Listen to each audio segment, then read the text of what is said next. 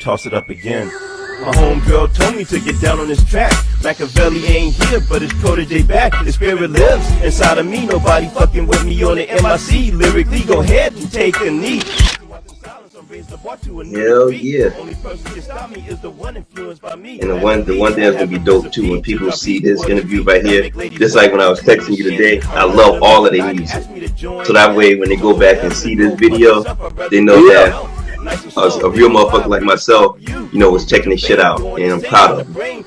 Hell yeah, man, real supporter type shit of the music, you know what I mean? Because I know you love the underground scene, you know what I mean, just as much as I do, you know what I mean? Especially you so far outward looking in, you know what I mean? You just seen it for what it really is, you know what I mean? Oh yeah, and the one thing that I've always told people, because I'm actually producing a lot of upcoming artists, and the one thing that I always tell people, you have to respect the underground, because the underground is the next wave of superstars. And I always tell people, when you make a name in the underground, your name always get around. In case y'all don't know, shit is crazy, and I don't even be trying to rap, but shit just come out. Yeah, man, it's real shit though, you know what I mean? Like the underground is really where it starts, you know what I mean? Like that's kind of like the bottom of the pot almost, you know what I mean? Oh yeah. You got to tap into the underground. And you mentioned though, man, like, company going and stuff like that. Yes, I definitely go into detail. So the name of the company is called German Company Unlimited. Real name is Anthony German. So to do it right, I wanted to name a company after my last name, so that way as the company progressed, I can build family wealth, because I believe at the end of the day, regardless if it's the music industry or any type of business that you want to prosper in, the main focus should definitely be to achieve wealth. And to tie it back into how you're saying with the underground is the foundation. And I always tell people, you gotta respect the underground, man, because some of the dope people that I've met started out in the underground. Everybody got to start at the bottom, and the thing about the underground is, there's a different type of hunger for people at the bottom, trying to reach the top, you know what I mean? And oh yes, that's why that's the big difference between like the guys that are already up there and they don't got the hunger no more, but they just looking at it like, oh, it's a show, it's this, it's that, it's a little bag here. Like they lose the love for what they doing, you know what I mean? I know exactly what you mean. I'm glad you said that. My grandfather, when I was coming up, he always told me and my little brother, he was saying, always remember, the wolf that's climbing the hill is not as hungry as the wolf at the top of the hill who got a full belly. And the concept with that is, when your back is up against the wall and you really trying to establish yourself, you have no restraints. And I think the ultimate challenge in that aspect is not the going up process, is when you get to the top, are you able to still retain that drive and hunger? Because a lot of people, once they get to the top, they tend to get drawn in by, the women, the different vacation trips, and the same seriousness and audacity that they had when they started off in the studio. Sooner or later, they start to lose that drive. Now, it's true, the rap is like, basically it's like this, you go up, up, up, up, up, but then you're going to go down. So if you're not like a real boss where you understand the game by the time you get up here, you got to set them seeds, like you got to plant them seeds, because that's the foundation. Because, rap is essentially just like, it's music business, right? So like, that's where people kind of like, they forget like the business side to it. And that is the business, like what you're saying, like you got to have other lanes. So a lot of the rappers that show money, a lot of them behind closed doors really don't have money like that. And the reason why I say that is, there's this thing called advances. Like, for example, say say if a label signs an artist, I'm gonna just make something up. Say if a label signs an artist and for a deal, and it's probably like I'm gonna just say like 5 million. Right. And when that 5 million runs out, if you don't have any money that you could bring back to the label for signing that contract, what they can do, they can put you under, I think it's called recoupment. They won't pay you again until you first pay back the money that they gave you to begin with. And that's why a lot of artists, when they run out of that money, they tend to act a fool. It's not because they choose to, it's because they stressed out. They don't know how to get that motherfucking money back.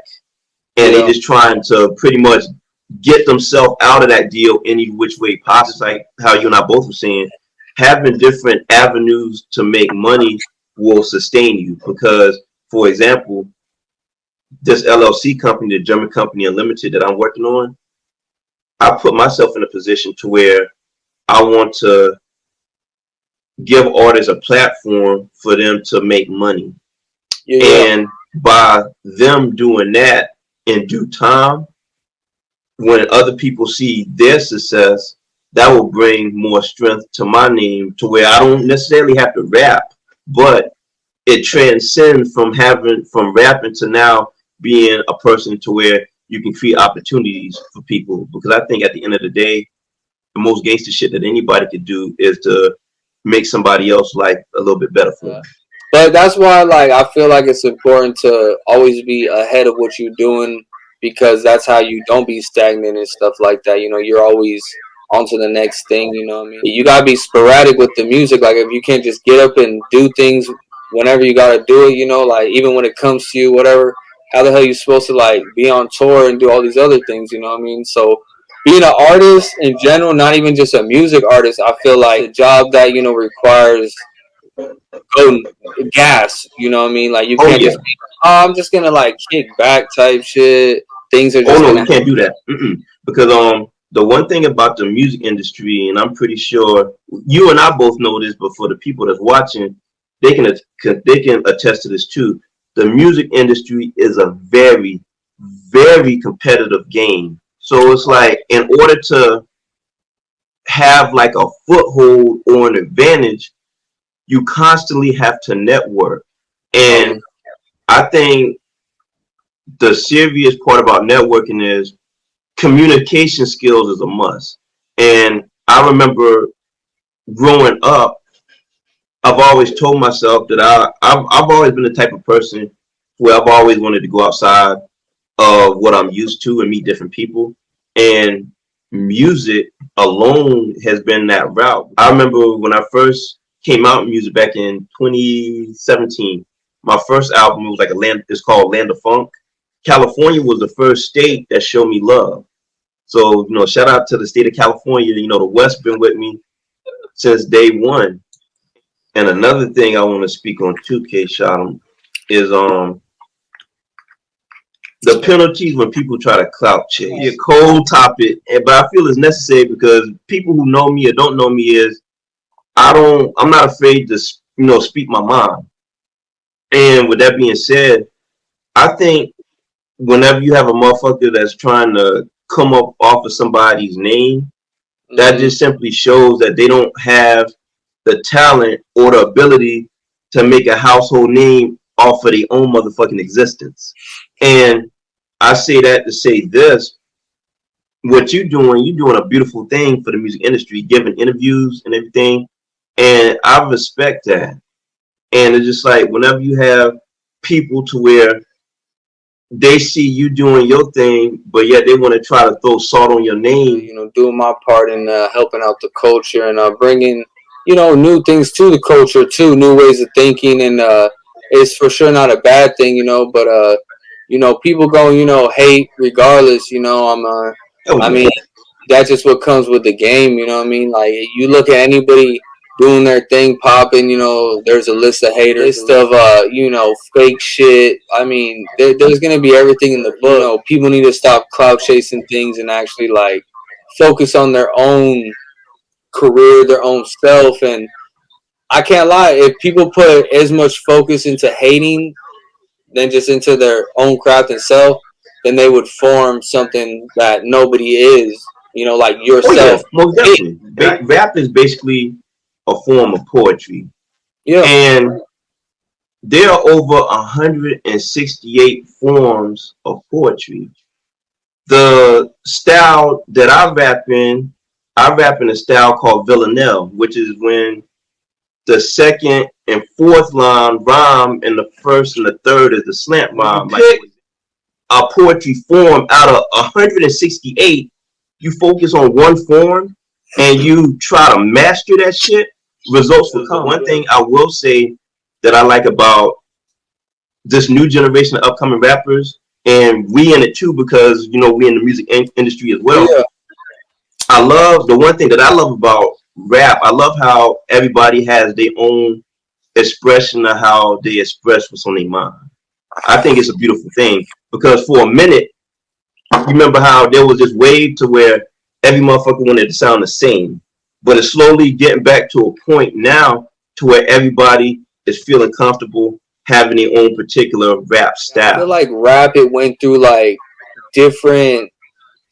different waves. You know, you had the gangster rap back in the day. That faded away. 50 Cent, the game, jerking, and, you know, the dancey came in heavy, which is a positive thing. You had the drill music, which just, you know, broke it all down to what it is. In the midst of, like, the drill stuff, like 2012, you had, like, new rappers come out that brought that, like, difference to the game, like Juice World and Lil Skies. Like, yeah, it's not my cup of tea, but it was, like, that emo rap, but then you Yeah. have just everybody kind of started to do different genres. It wasn't Right. necessarily rap anymore or this or that because you had people mixing all these things together. It's okay to express how you feel in a song, but it's just like if somebody just constantly putting out like negative energy, that shit has a wicked way of coming back to you. And the reason why I say that is like, for example, the 6ix9ine situation. Uh When huh. you constantly trying to taunt motherfuckers all the time, sooner or later that shit's gonna catch up with you. Yeah. On God. Yeah, you can't as they say, poke the bear forever. You know what I mean? You gonna wake the motherfucker up. Hell yeah.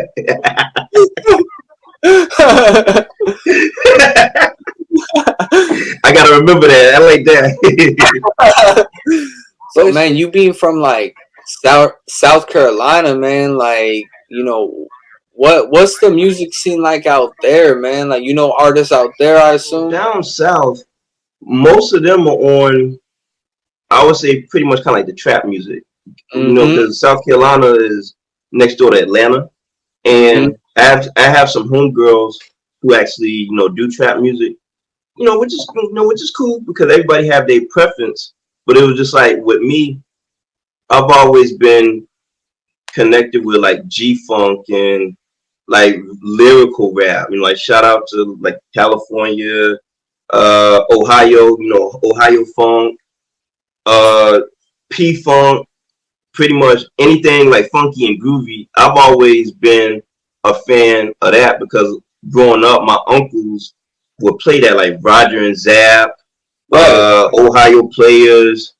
I remember earlier I was telling you how I said I love Chicano rap with Lil Rob, the old school Mexican homies, all of them. So with me, even though I was like, even though I was from down south, I've always had like a selection and preference of what I like. Even though that I may like the old school style, my flow is able to adapt to a new school if I want to change it up. So I remember I did a song with a guy who was like he was like 19, 20 years old, basically new school generation. Yeah. So when I switched my flow up to the beat, he was like, "Damn!" He said, "So you can switch your rap flow?" I said, "Of course." I said, "The only thing you just have to do, for example, when you put on a beat, the beat has like BPMs, which is beats per minute. So once you find out based off the beat how many beat per minute it is, you can give yourself a window of how many lyrics you can put in before the next stanza in that beat. And the one thing that I noticed with a lot of the new school generation of cats, respect their music style, is how they tend to do a rap style called free verse, to where it doesn't necessarily have to rhyme bar for bar, but they just rap, how they feel. I feel like throughout just time of like music too, you know what I mean? Like people just the bar for bar, the lyrical stuff, like it faded out a little bit more, and then like they be punching in a lot, like people just they have different ways now of approaching the music, you know what I mean? And but that's why people like you or even me, like there's a strong point if you came from some older times where, you know what I mean, like they used to actually like, be bar for bar. You came from the competitiveness of rap, you know what I mean? And you could switch up all day then. That's why they're saying like, oh damn, you could do this. Well, yeah, what you doing is bubble gum. Yeah. You know what I mean? Like, so of course you because you just looking at that like, oh, I just gotta slow it down a notch. You know what I mean? I will say though, and it's like it's easier to go from lyrical to free verse. If you remember, K-Shot, back in our era, when people used to have freestyle battles, you had to go bar for bar, and it was like whoever choked, that was the motherfucker that lost. And yeah, he was clowned for the rest of his rap. That probably ended his rap career, maybe. Oh yeah, but nowadays I feel like, and I guess because times change, they let a lot of shit slide. They did. You took the words right out of my mouth. They really did. They let it. And I mean, like me personally, I feel whenever I hear people say like they the best rapper alive, that's rapping in a way is kind of like boxing. Anybody who knows boxing, there's a term that they use called like pound for pound. In order to be pound for pound, you have to be the best at punching forward, right, evading. Can you step to the side and punch? Can you step to the other side and punch? You have to be flawless in every aspect of the sport. And right, it's like when somebody say that they the best rapper, you have to have the ability to freestyle, because if you can rap on paper by writing, but you can't freestyle, you can't be the best rapper alive. You can be the best songwriter, but right, to be like best rapper alive, basically pound for pound, that takes a lot of skill to be able to do that. And now I understand nowadays everybody may not want to freestyle like that anymore and just focus on making hits and getting the bag. I understand where they're coming from and respect it, but at the same time, you can't cross over to saying you're the best rapper alive if you can't freestyle or not trying to freestyle. Yeah. You cannot sit there and say that you're the best of anything if you just can't naturally do it whenever freely. You know what I mean? Like, oh yeah. I mean, if you're talking about music, you know what I mean, then. But nowadays, people have different ideas of what a best rapper is. You know what I mean? Oh yeah. We in a day and age where people make up what they want. You know what I mean? Like they kind of just, you know what I mean? So people don't live through action; they live through their ideas now. You know, which that's not how you get result. You know what I mean? The best way to improve that is just practice. And I always tell people what I normally do. Sometimes I just put on a beat and just start freestyling. And whatever you do in life, as long as you keep doing it over and over, sooner or later it'll become second nature. Oh yeah, definitely. And I definitely want to put this out here for anybody that is rapping. If you're a rapper, sooner or later somebody's going to try to challenge you lyrically. I remember it happened to me one time when I first came out. I cooked the motherfucker, and then after that, people were like, yeah, this motherfucker can freestyle.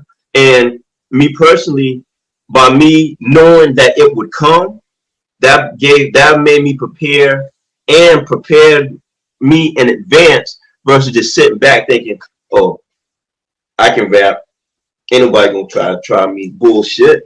because you got to keep in mind rap is a contact sport. Me personally, in terms of like rapping, I would definitely tell everybody that's watching this video, definitely practice freestyling so that way you pretty much can stay ready. Because whenever you have a big vocabulary, you're able to wordplay in your lyrics. Yeah, definitely. You know, like I even tell artists, you know, if you're not into writing, maybe like try to like, you know, write more, study artists that have bars, like try to take a liking to artists that, you know, have good wordplay. That's why Oh every yeah. now and then I post old West Coast shit, like whenever I was coming up that I was listening to, that just like Mm-hmm. bar for bar, like double metaphor, and you know what I mean? And, Hell you yeah. know, like stuff like that, it opens up people's minds. It gives them the vocabulary. Because I remember whenever I was a youngin, you know what I mean, and you know, I actually learned how to write before I did the camera stuff. You know what I mean? Like I was like Mm-hmm. deciphering like other artists' bars. You know, just like having fun with it. You know, and I learned the formula on how to rap because then I start to, you know, I learned what words rhyme together and oh, this is how Oh you yeah. rhyme, stuff like that. It's one thing where you just rap the rap. It's completely different when you know the rhyme scheme and you know how you want to piece this shit together to get this kind of effect. That's how I write. And when you have somebody who actually has the knowledge of poetic art form and lyrical structure, that makes you a whole different fucking animal because now you're coming from a area to where you're using tactics that every motherfucker is not studying or practicing daily to sharpen their craft. Yeah. Yeah, definitely. I mean, like I tell artists, you know, like, you know, they think they're good and they probably are, right? But I was like, so you're telling me if you do this, you're not gonna be better than, you know what I mean? Like, you're always gonna get better as an artist, you know, if they just take the time to learn those qualities, you know what I mean? And they'll see the benefit to, you know, sitting back And writing. that is a skill that you have to do because to make you laugh right quick, there was a friend of mine who I know, he uses ghostwriters. I'm not gonna say his name because I don't want to shame him, but I'm gonna say a friend of mine. He uses ghostwriters.